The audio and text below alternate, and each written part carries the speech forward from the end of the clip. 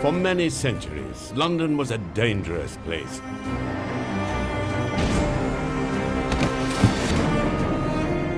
It was a magnet for the very worst kind of people. Jack the Ripper dominated the headlines. But he wasn't the only killer around. Murder was afoot. The fear of death was everywhere. But police had their work cut out to track the culprits down. In this series, we'll be investigating some of the city's most notorious and intriguing crimes. The female defendant. Sexual intrigue, vicious murder, as well as the latest technology, fed the nation's insatiable desire for gruesome stories of London's dark side.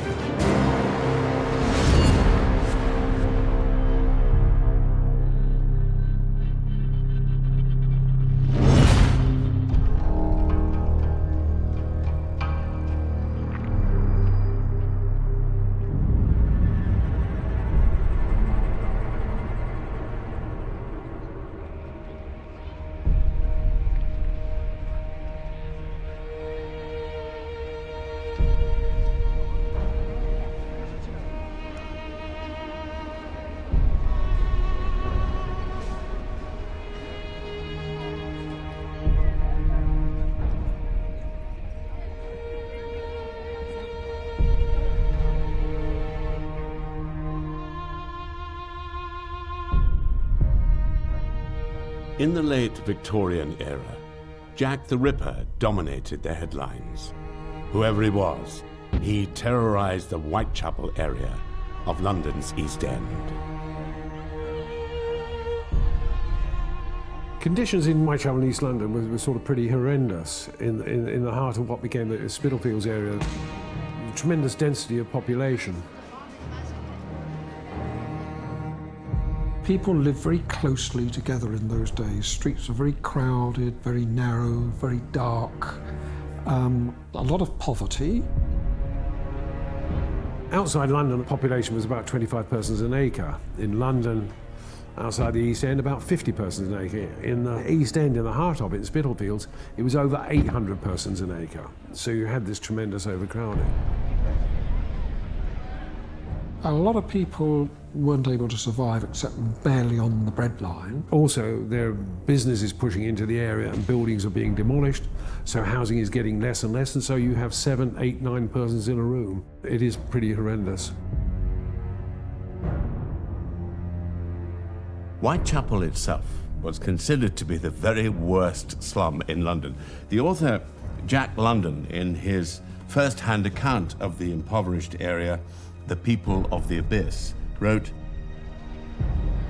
"Nowhere in the streets of London may one escape the sight of abject poverty, while 5 minutes' walk from almost any point will bring one to a slum. But the region my hansom was now penetrating was one unending slum." It was in this foul environment that the Whitechapel murders would begin in 1888. The notorious crimes of Jack the Ripper horrified the city and, indeed, the entire world. But he wasn't the only killer around. Late Victorian London had some of the most unpleasant characters in the capital's history. Could one of these known killers also have been Jack the Ripper? There was the Ogress of Reading, Amelia Dyer, the Lambeth Poisoner, Dr. Cream, and the mysterious George Chapman, who carried out a terrible crime on Borough High Street.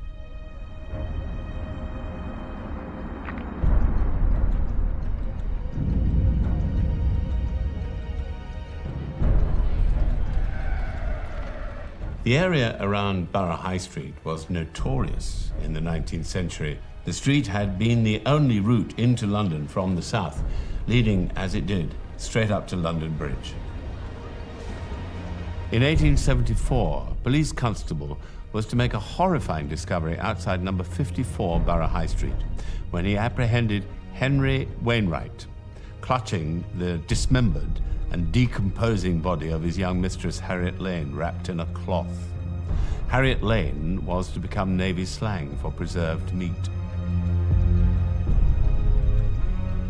A great many alehouses and coaching inns lined the road.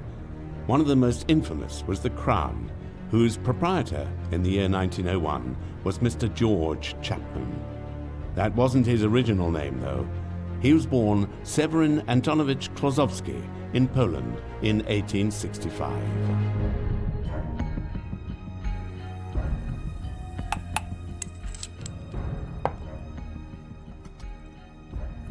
Chapman had originally trained in Poland as a felcher.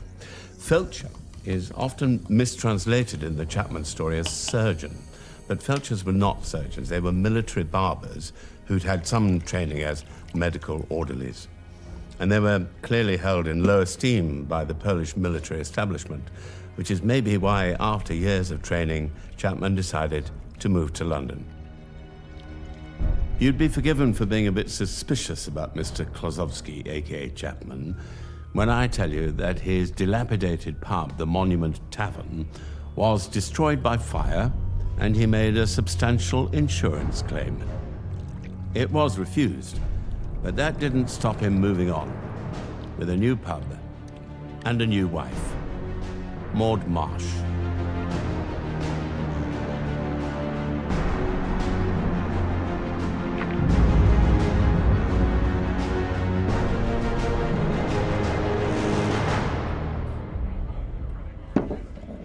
Right by here? Yep, we're selling seats upstairs. For 20 shillings, you can wave at the king. You never know, he might just wave back. He'd certainly wave at you, from what I've heard. I've never listened to those rumours. Louisa, when you're done with that, can you make a start on dinner? Yes, Mrs. Chapman. He employed several young women, and in August 1901, a certain Maud Marsh was looking for work. Maud and her mother arrived for an interview with Chapman, and she was immediately employed. Seems strange, though. A king. I know. As far as I'm concerned, a woman should always be in charge.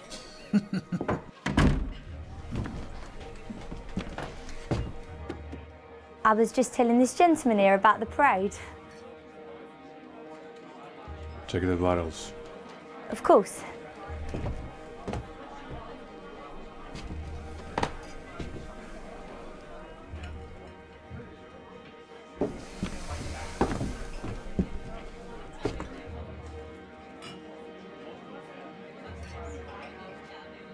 Get out.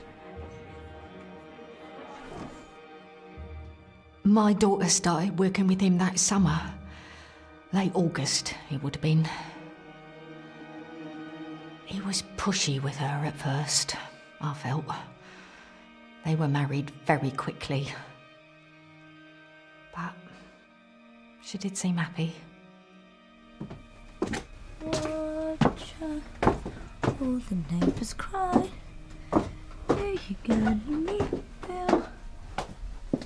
Have you bought the street bill? Love, love, love. George? Louisa?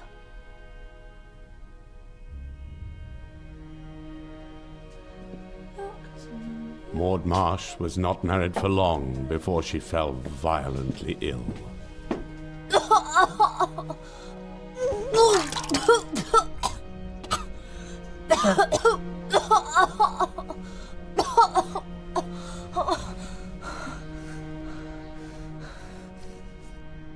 Maud started to suffer a lot of vomiting, and she spent 12 days in Guy's hospital and actually sort of recovered, then went back home again and then started to suffer again.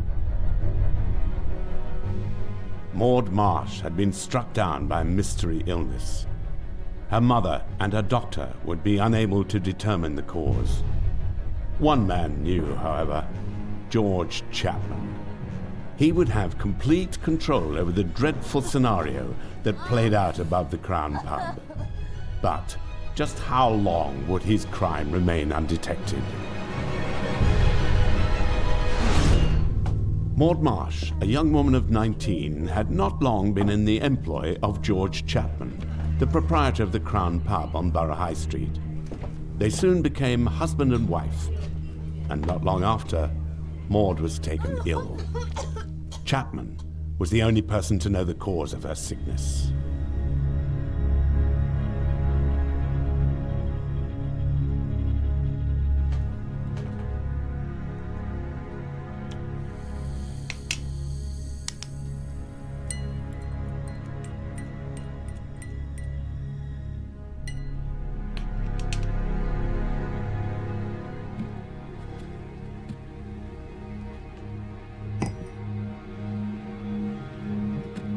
Murderers like George Chapman were tricky to catch because poison was hard to detect at this time. In fact, so much so that arsenic had earned the nickname inheritance powder. Such was the problem. But the poison that George Chapman was using was something different, tartar emetic, which contained the equally deadly element antimony. 4 years before Maud was taken mysteriously ill, Chapman had bought an ounce of tartar emetic from a chemist in Hastings. Tartar emetic was used for cough mixtures. It caused irritation of the throat, but it also caused vomiting. Antimony was a metal which was part of the mixture. Too much would cause the victim's death. An ounce is about 450 grains. 12 grains would be enough for a fatal dose. Poison was very easy. One could go to a shop, buy a poison. You say you wanted it for the rats. Poison was used in all sorts of wallpaper, fly paper. So poison was very, very easily available. An ounce would be enough to kill more than 40 people. It was certainly enough to kill Mary Spink and Bessie Taylor. They were Chapman's previous wives, both of whom died from a mysterious illness just a couple of years after meeting him. Chapman had actually brought in a doctor to treat Bessie Taylor when she fell ill, but the doctor was unable to discover that the real cause of her illness was Chapman himself. In fact, the doctor was convinced that Chapman was in a genuine state of grief. When Maud Marsh fell ill, the same Dr. Stoker would be brought in. Before in the summer, it was the same. She was in hospital. Doctors there have no clue. They say me, this is this. But she did recover? Yes. Well then, you have my instructions. You come tomorrow? Yes, of course. Do not concern yourself too much, Mr. Chapman. She is young, and she is strong, and she has you to look after her. I'm not worried. I can see him now, broken with distress, urging me to spare no trouble, no expense. I was there most days. I had no conception of what he was really doing.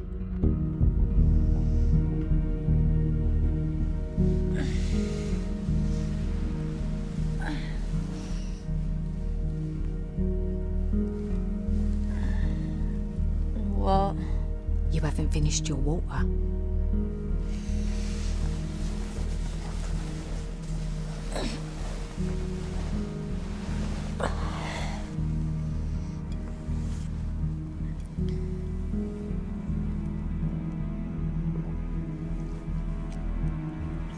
There's a good girl.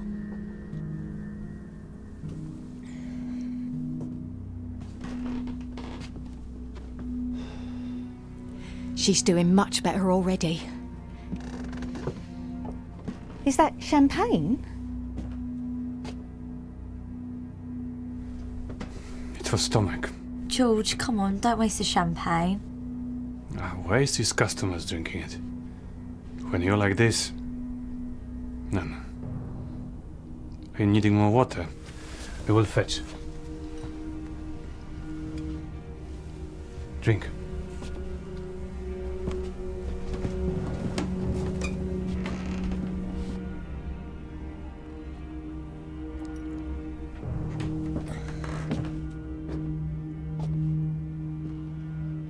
Told you about him. You'll be right as rain. I know it. George Chapman had a very clear and despicable modus operandi. He seemingly enjoyed watching the suffering of a slow death by poisoning. A local chap walked into the Crown pub when he was a boy and was served a glass of water by the owner. That boy was to become the world-famous Charlie Chaplin, and he wrote about the incident in his autobiography in 1964. As a boy, I stopped at a saloon in London Bridge Road and asked for a glass of water. A bluff, amiable gentleman with a dark moustache served me. For some reason, I could not drink the water. I pretended to, but as soon as the man turned to talk to a customer, I put the glass down and left. 2 weeks later, George Chapman, proprietor of the Crown Public House in the London Bridge Road, was charged with murdering 5 wives by poisoning them with strychnine. His latest victim was dying in a room above the saloon the day he gave me the glass of water.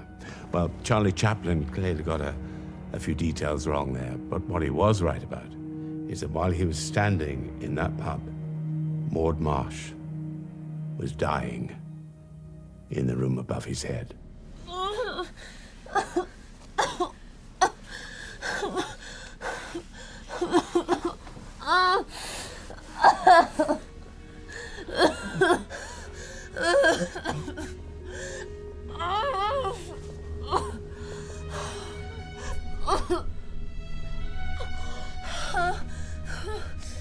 She couldn't keep anything down. I had all her favourites made. Roast pork and potatoes and... You're supposed to make everything right for your child.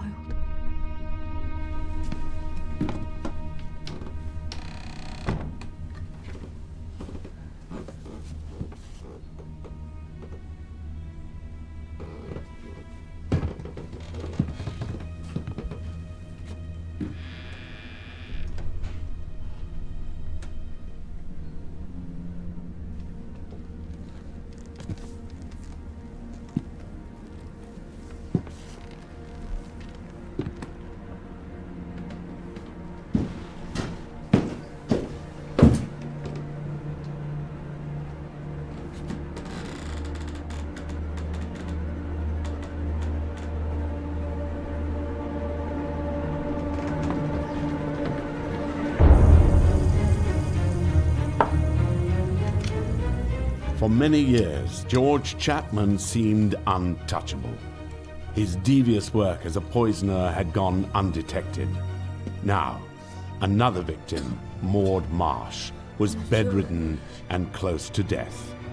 How much more harm and misery would he inflict before he would be eventually brought to justice?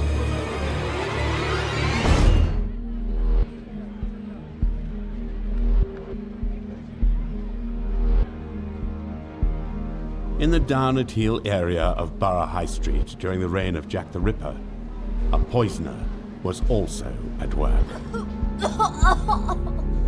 George Chapman had already killed 2 wives and was now working towards the murder of another, Maud Marsh. Thankfully, it would only be a matter of time before suspicions finally started to form around him.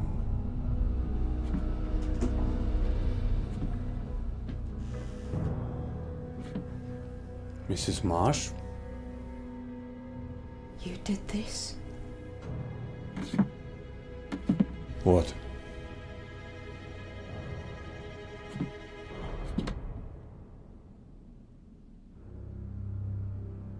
Maud said you liked photography.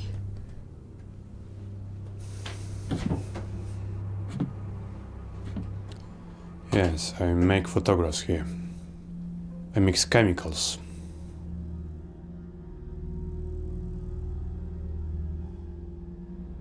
Keep it.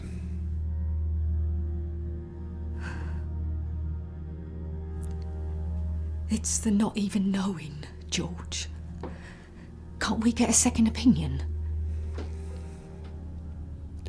Dr. Stoker, he is a very good man. Yes. And I think If one doctor cannot help, even 50 will not. George, we have to try. Chapman couldn't evade suspicion for much longer. Maud's mother, although still unaware of what he was doing, was growing more and more wary. But the fact that his hobby was photography seemed to allay her misgivings. This new technology would also be used by the Metropolitan Police at the time. Chapman was an amateur photographer, which would have been quite unusual for those days.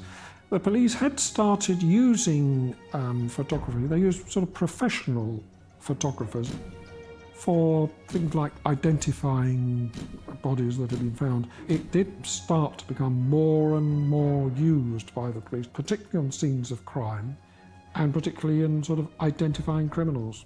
They photographed some of the victims in the Whitechapel murders, so we're talking about 1889, that sort of period. It was an especially dangerous time for prostitutes in London. Jack the Ripper is believed by most experts to have murdered 5 women in his killing spree. But others were at work too, one of the worst being Dr. Thomas Neil Cream. He was the cross-eyed, silk-hatted poisoner in South London. He was living in the Lambeth area, and this is when he started giving prostitutes pills containing strychnine. Supposedly to avoid them being pregnant, or perhaps to procure an abortion, but actually the pills themselves were poisoned, and a number of prostitutes actually sort of died on the streets, and they were only 19 or 20 years old. He could never stop talking, giving information away. So when there is obviously a hunt for the Lambeth poisoner, he actually names a victim who the police knew nothing at all about. And when eventually he is arrested, there's all these strychnine bottles found in his lodgings. He was on the gallows, and the hangman said that just immediately before the trapdoor dropped and he was executed, he said, "I am Jack the..." and that was his last words. Another criminal operating at exactly the same time as Jack the Ripper was Amelia Dyer, the Ogress of Reading. She was working in the grim trade of baby farming. Baby farming came about because sort of in the 18th century, London was infamous for the number of babies who were just dumped on the street, put on dunghills and left to rot. If women were left with a baby, they would pay for a woman to look after them. But sometimes these women neglected them, and in 2 or 3 cases, there were notorious cases, such as Amelia Dyer. Amelia Dyer, she would advertise nurseries.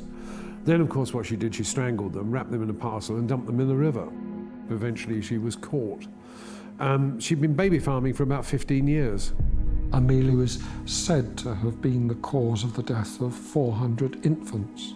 The sort of child's cruelty and neglect was of a completely different dimension to what we've become used to today. The Ogress of Reading, as she was dubbed by the press at the time, even had a song written about her. The old baby farmer, the wretched Miss Dyer, at the Old Bailey her wages is paid. In times long ago, we'd have made a big fire and roasted so nicely that wicked old jade. But while Amelia Dyer and Dr. Cream were captured and executed, George Chapman's crimes still remained undetected, and Maud Marsh was becoming very ill. Distressed at her daughter's declining health, Mrs. Marsh decided to seek the advice of her own family physician, Dr. Grapple. Mr. Chapman. Dr. Francis Grapple. Yes? I was asked... This is the Crown. Doctor. Thank you so much for coming. My daughter's just up here. With her, Doctor.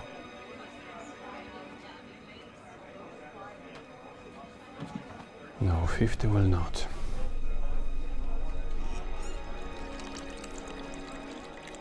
Miss Marsh was in a semi-comatose state. Her skin was this dirty jaundice, and she writhed with pain whenever I touched her. She was very sick indeed. I was alongside Dr. Grapple throughout his examination. He supported my course of action entirely. There really was no need to involve a second doctor.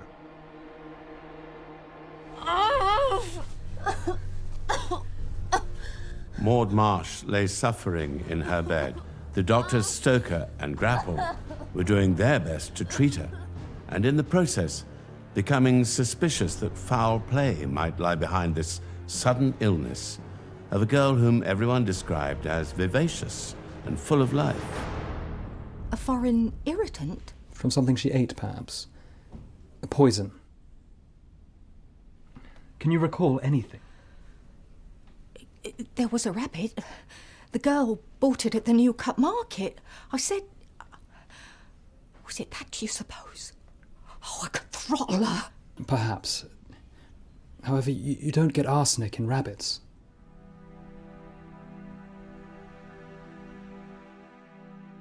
Deliberate poisoning did cross my mind. But an accident still seemed more likely. To say otherwise, well, it's tantamount to accusing someone of murder.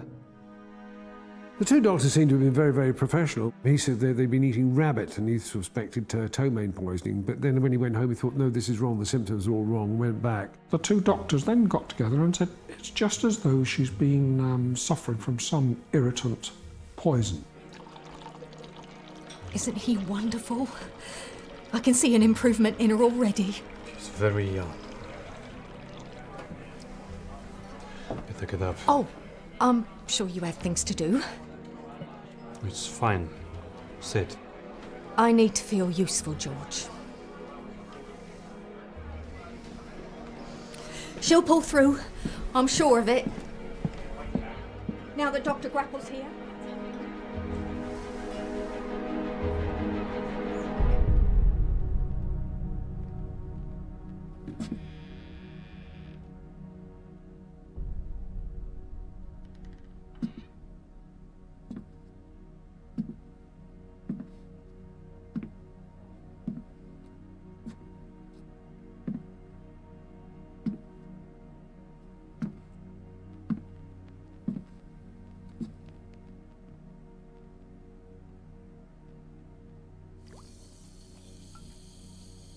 George?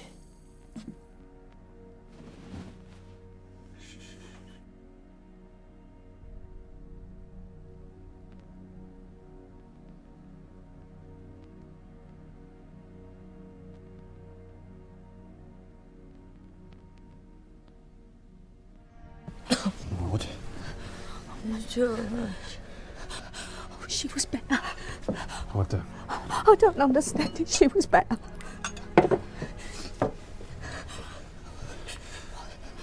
Here. Water. Drink, my darling. Drink. Maud! Maud!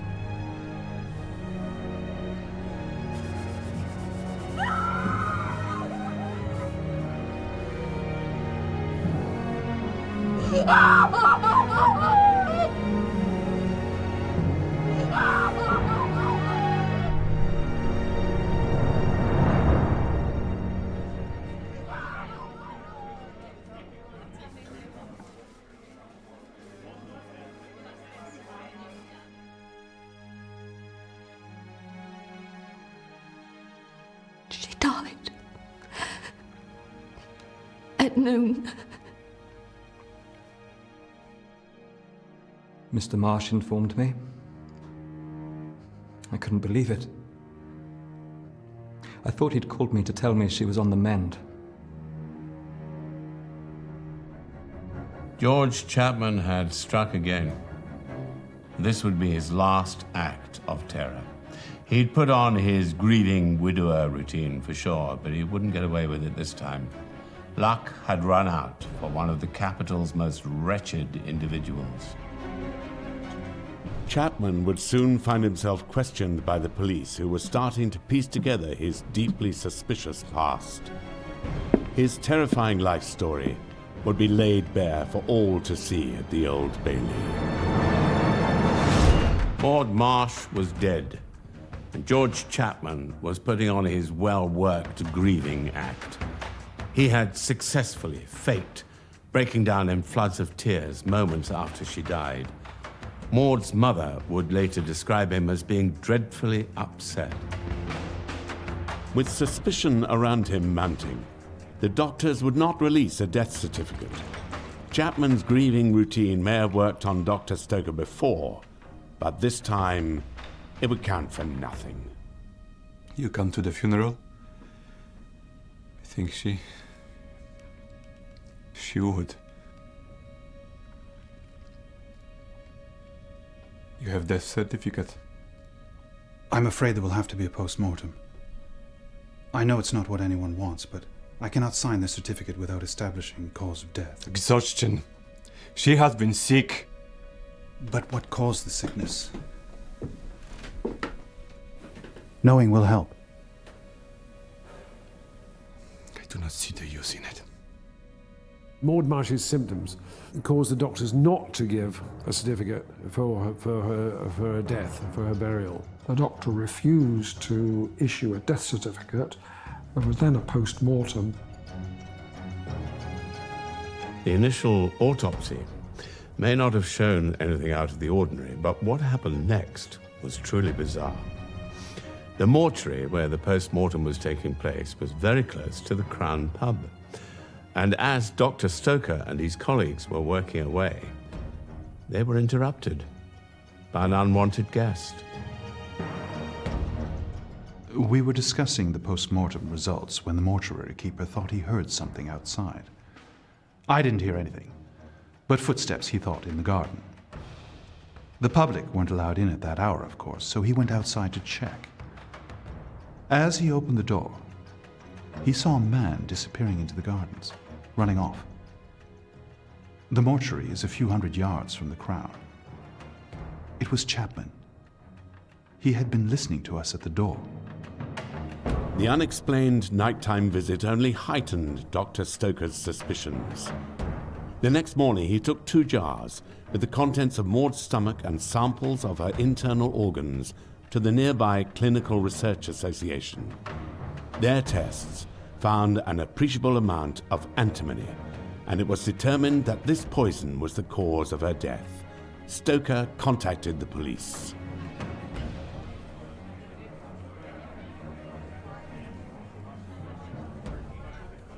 She was so proud of this place.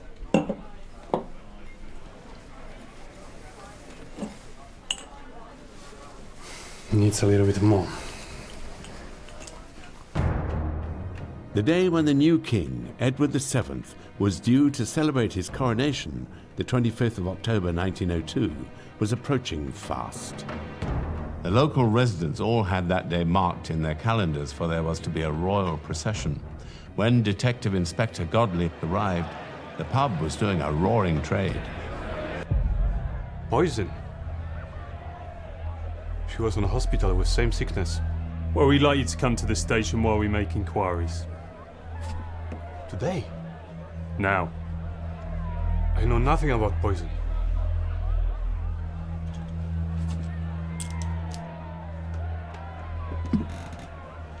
I come. No handcuffs. But for business. Just 2 old friends and going for a walk.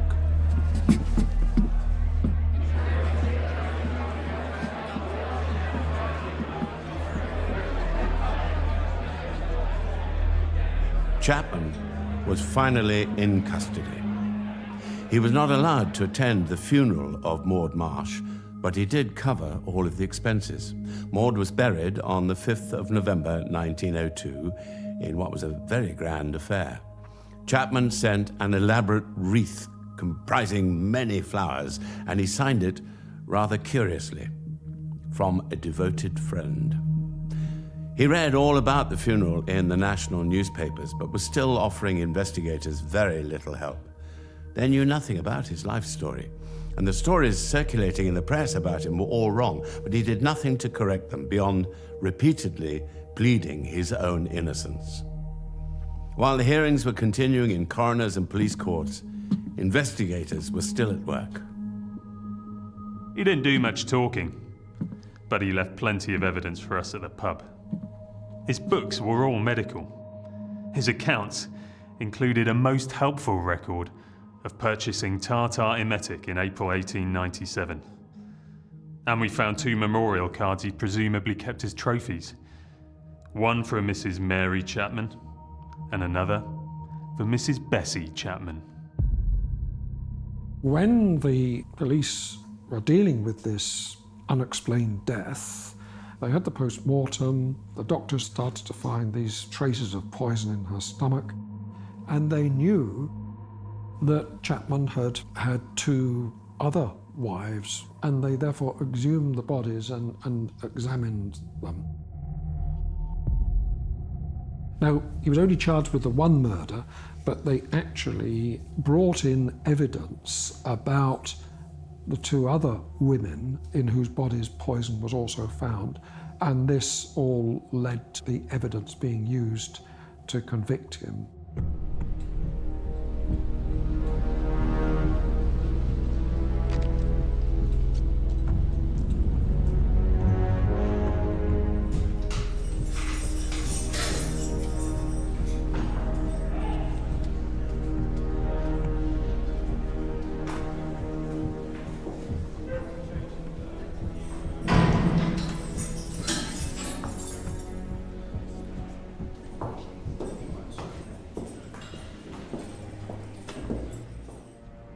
Chapman's trial began on the 16th of May, 1903.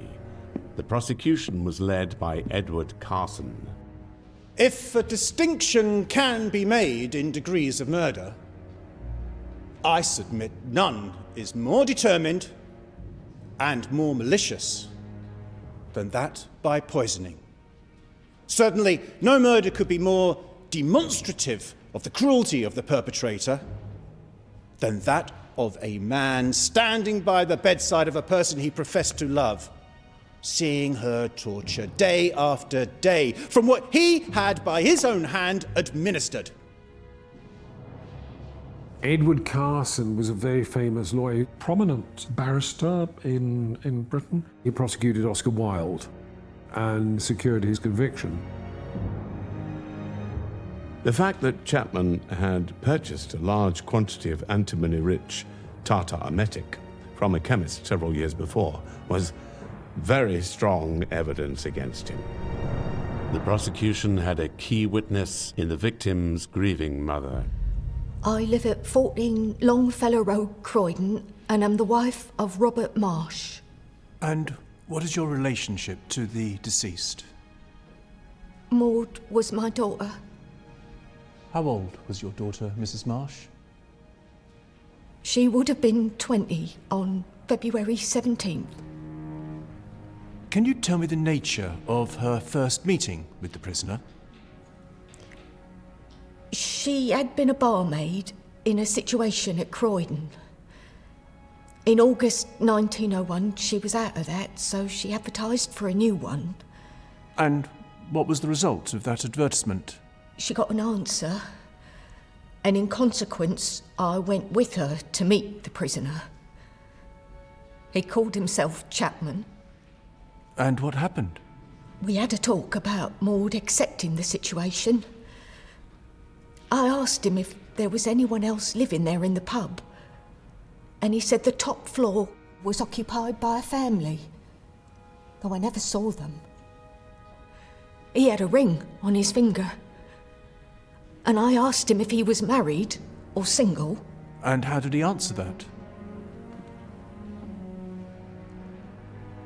He said he was a widower. There's always been this public hatred, if you like, of the idea of poison because it's such an insidious way of causing death. Quite what his mindset was, I don't know, but a number of women did come and give evidence. The press at the time were fascinated by the story of George Chapman. His exceptionally cruel crimes that were seemingly without obvious motive appalled the public. The jury took just 10 minutes to reach their verdict. Members of the jury, have you reached a verdict? We have, Your Honour. Do you find the defendant guilty or not guilty of murder? Guilty. Have you anything to say why sentence of death should not be passed upon you according to law? Detective Chief Inspector Aberline, who had investigated a lot of the Whitechapel murders, said to his colleague George Godley, who was dealing with the Klosowski case, "I see you've caught Jack the Ripper at last." This actually led to Chapman being regarded as a suspect. There are coincidences, that's for sure. He lived for a while in Whitechapel. He had some medical training. He abused women. And, rather strangely, he did live for a while with a woman who shared a name with one of the Ripper's victims, Annie Chapman. But that was 5 years after poor, dark Annie was killed in the backyard of a house in Hanbury Street. No evidence was ever brought forward to show that he was Jack the Ripper. But my own feeling is there's not enough evidence to bring any charges against Chapman.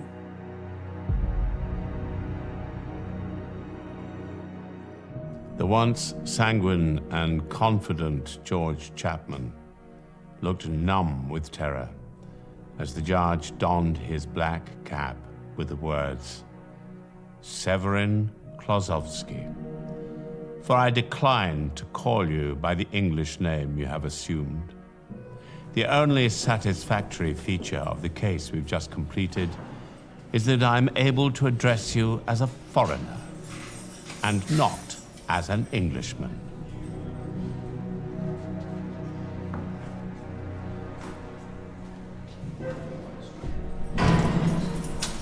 She loved him. He was a monster.